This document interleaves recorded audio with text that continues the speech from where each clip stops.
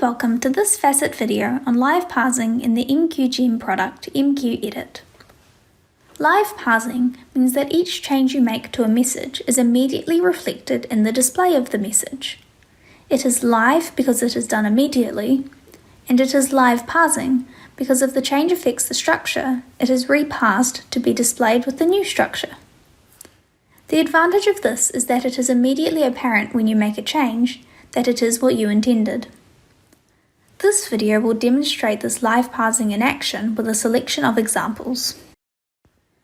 First, we have a message from our dead letter queue. The dead letter header looks okay, but the data that follows doesn't seem to be parsed correctly. Perhaps this message was created by an application that forgot to set the format field in the dead letter header correctly.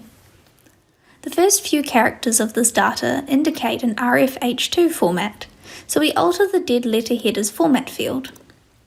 You can see that MQEdit immediately displays the data that follows using the correctly set format field. Next, we have a message that doesn't seem to be displaying correctly. Viewing it in hex, we start to get an idea of what is wrong.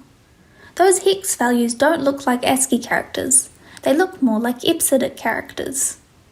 Altering the CCSID field in the MQMD, we see the characters we expected. MQEdit immediately reparsed the message using the newly selected code page and allowed us to see the correctly formed message.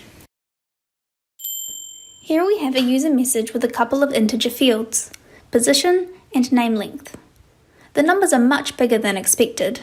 The field position is only supposed to be a number from 1 to 4. Having an unexpectedly huge number often suggests that the numbers have been byte swapped because the wrong integer encoding has been used.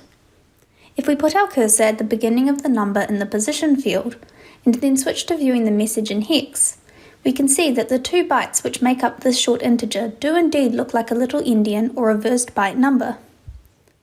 We can alter the encoding field in the MQMD and immediately see that the numbers now look sensible.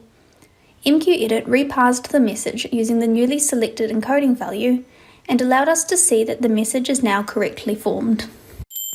Our last example is a PCF message with an incorrect parameter count.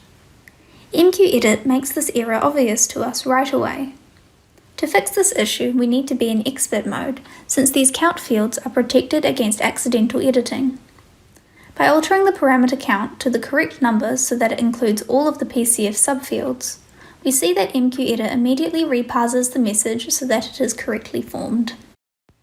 This concludes our video on live parsing in MQEdit. You can see how MQEdit immediately reflects any changes made to the message.